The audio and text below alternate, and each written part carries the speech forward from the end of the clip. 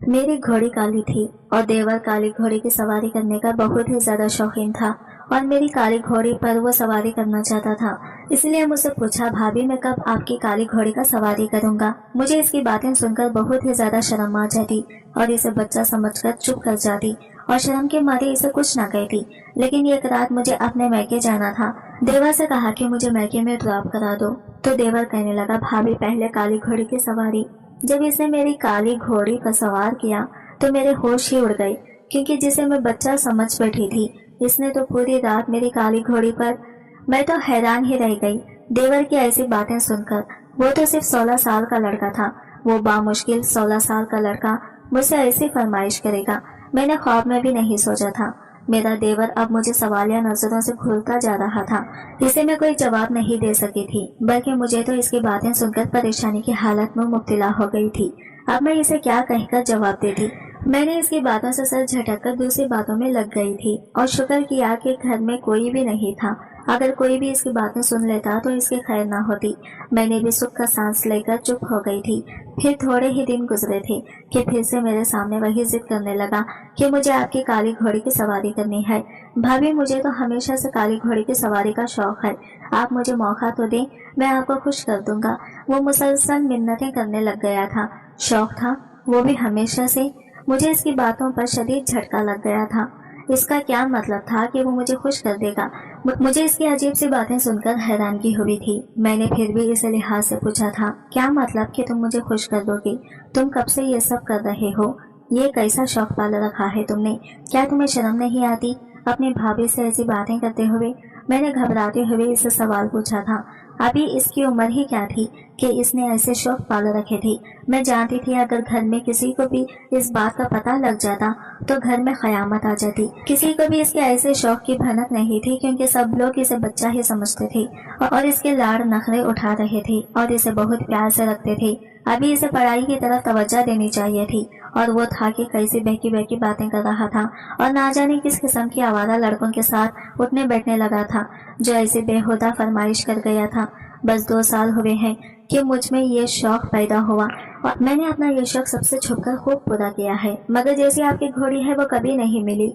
आप मुझे एक बार इजाजत दे दें, वादा करता हूँ घर में किसी को नहीं पता चलेगा। वो राजदारी से बोलते हुए शरारत से आंख मारकर बोला। मैं शर्मिंदा सी हो गई, मेरा दिल जोर जोर से धड़कने लगा।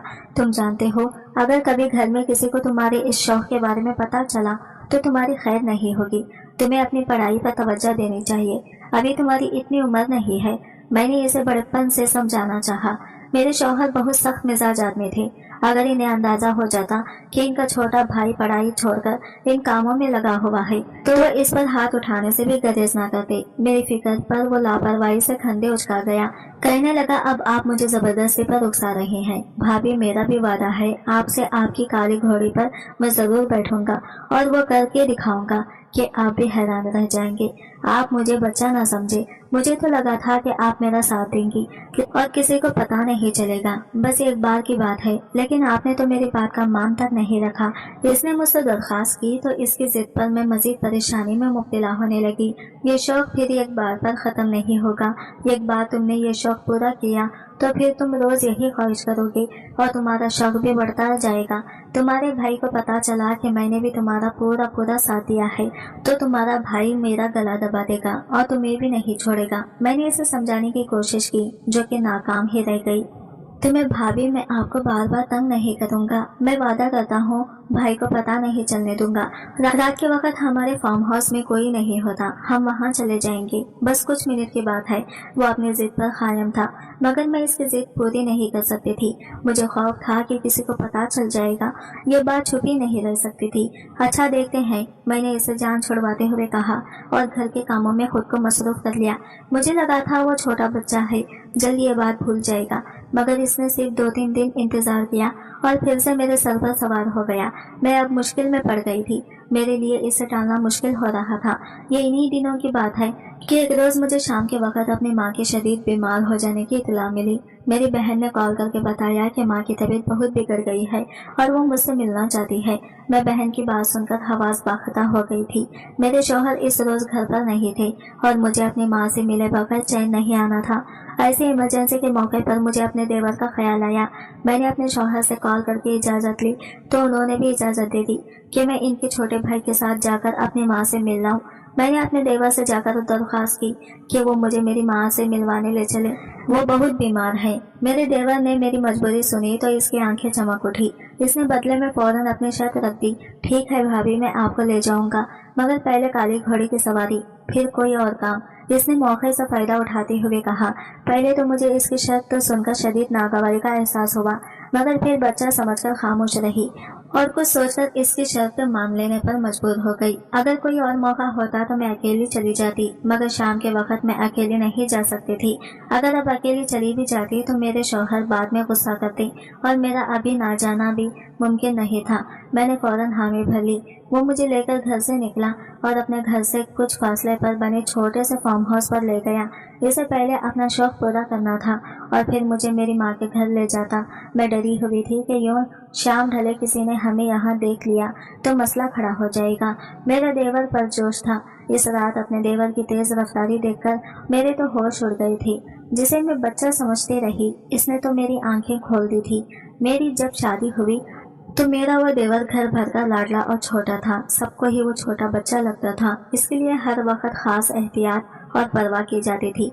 मेरे शौहर और इनके बड़े भाई मेरे छोटे देवर के हर काम से दूर रखते और उसे पढ़ा रहे थे। मुझे भी वो सिर्फ एक नटखट सा बच्चा लगता था। शुरू में तो वो मेरे सामने आने से भी झिझक जाता था। इसकी शर्म को देखते हुए मुझे हंसी आती थी और वो मुझे मजीद भोला भोला लगने लगता था। मगर जब इसकी मुझसे झिझक उतरी और कुछ दोस्ती हुई तो इसकी बातें मुझे हैरान कर गई। इसके सब शौक और काम बड़ों वाले थे। पढ़ाई से ज्यादा इसकी तवज्जो दूसरे कामों में थी। इतनी सी उम्र से ही वो खानदान की लड़कियों के सामने हर वक्त शेखियां बिगाड़ता रहता था। वो प्यारा भी था, इसलिए सबसे तवज्जो पाकर नखरे में रहता था।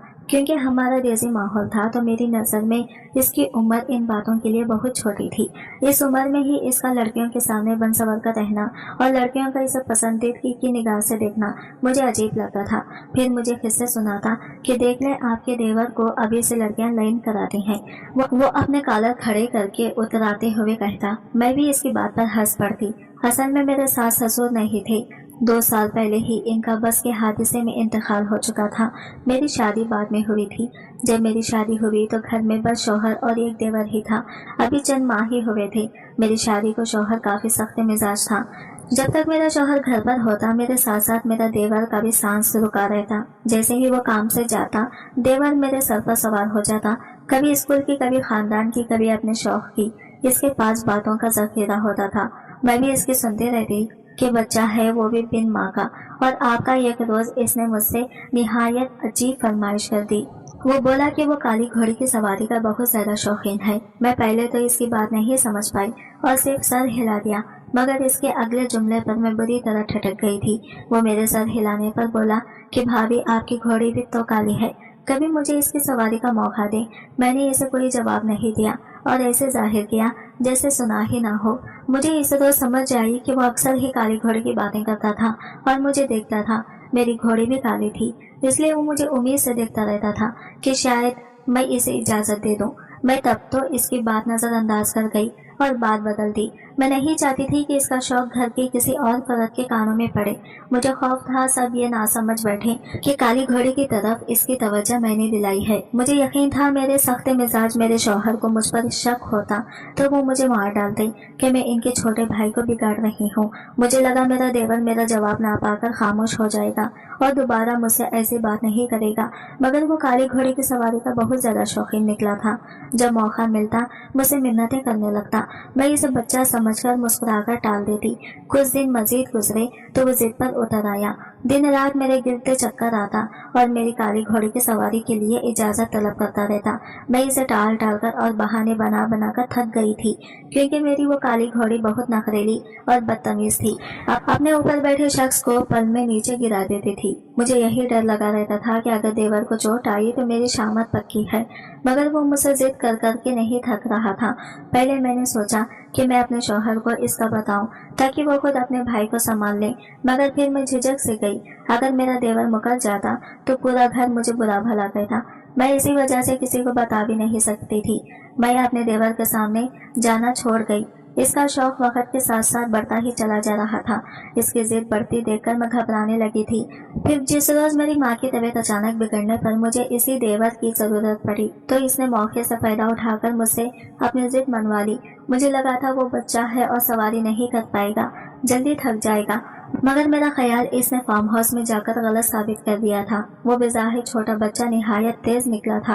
अपना शौक पूरा करके जब वो लौटा तो पसीने से तर था और चेहरा जोश की सुर्खी में डूबा हुआ था। शुक्रिया भाभी, मुझे बहुत मजा आया, वो तशक्कुर से मुझे देखकर बोला और मैं इतनी व्यंग थी कि इसे जवाब भी नहीं दे पाई।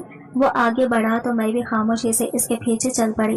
वो रास्ते में भी मुझसे मेरी इसी घोड़ी की बातें करता रहा और फिर बोला कि आपने ठीक कहा था भाभी, आज मुझे इतना मजा आया कि आप दिल चाह रहा है कि रोजाना अपना शौक पूरा करूं। आप भाई को मत बताना तो मैं अक्सर अपना शौक पूरा करता रहूंगा। आप मेरा साथ देंगी ना? वो अचानक बोलते हुए मुझसे वादा लेने लगा। मैंने सर हिला दिया। अब मैं मुतमईन थी, इसे देख चुकी थी कि जितना वो माहिर था कोई नुकसान नहीं कर सकता था। हम जब तक मेरे मैके में पहुंचे बहुत रात हो चुकी थी। मैं अपने देवर को इसके आराम के लिए कमरा दिखाकर खुद अपनी माँ के पास बैठ गई। मेरा देवर तो इतना थका हुआ था कि बिस्तर पर गिरते ही सो गया। वो रात के खाने के लिए भी नहीं उठा। मेरी बहन ने हैरत से मुझे बताया तो मैं बात बन गई कि वो सुबह से पढ़ाई करता रहा था, इसलिए अब थक गया है। जबकि खुद मुझे फार्म हाउस में जाने के बाद का मंजर याद आ गया जिसकी वजह से मेरा देवर इतना थक गया था। हमारे फार्म हाउस में घोड़ों के अस्तबल में मौजूद नस्ली और ऊंचे घोड़ों में मेरी सियाह काली घोड़ी खड़ी हुई थी। ये घोड़ी मुझे शादी के तोहफे में मेरे अब्बा ने दी थी और जब से मैं ब्याह कर आई थी मेरे देवर की नजर मेरी इस काली घोड़ी पर टक से गई थी। वो अस्तबल के करीब पहुंचकर परजोश से मेरी काली घोड़ी पर हाथ फेर रहा था, फिर इसे खोलते हुए अस्तबल से निकालकर मैदान में ले गया और इसकी निकल डालने लगा। मेरी घोड़ी की ठान बहुत अच्छी थी। मेरी नजर में इस जैसा नौउम्र लड़का घोड़ों की सवारी कर ही नहीं सकता था कि मेरी ऊंची लंबी घोड़ी की सवारी करता। मैं यही सोचकर इसे इजाजत नहीं देती थी और टाल मटोल से काम लेती रही। आज भी मैंने यह सोचकर इजाजत दे दी कि वो अव्वल तो सवारी कर नहीं पाएगा और अगर कर भी लेगा तो ज्यादा देर नहीं टिकेगा, क्योंकि मेरी घोड़ी बहुत उथरी और नखरेली थी। वो कम ही किसी को अपनी सवारी करने देती थी, मगर मेरे देवर ने निहायत महारत से इस पर सवार होकर इसे संभाल लिया था और किसी माहिर घर सवार की तरह वो इसकी सवारी कैसे इस मैदान में गोल गोल चक्कर काटता घोड़ी को भगाकर धूल उड़ा रहा था। मैं हैरत ज़्यादा की इसे देख रही थी। मुझे यकीन नहीं आ रहा था वो इतना छोटा बच्चा इतना घोड़सवार था। ये इनका खानदानी शौक था और सब भाई घोड़सवारी में माहिर थे। यकीनन ये शौक इसके खून में था, लेकिन मुझे ये खौफ भी था कि ऊपर से कोई पहुंच जाता तो मेरी खैर ना होती। रात के वक्त में इनके छोटे भाई को यहाँ लाकर घोड़सवार करवा रही थी और इस बात पर मेरी अच्छी खासी क्लास लग सकती थी। कितनी देर घोड़सवारी करने के बाद मेरा देवर वापस लौटा तो पसीने से तर था। इसे ठीक ठाक देखकर मुझे हैरत के साथ साथ इत्मीनान भी हुआ। वो घोड़े से उतरकर इसे अस्तबल में बांधता पानी पिलाने लगा। मैं होनाक सी इसे देखती चली गई थी। मेरी माँ की तबीयत काफी संभल गई थी।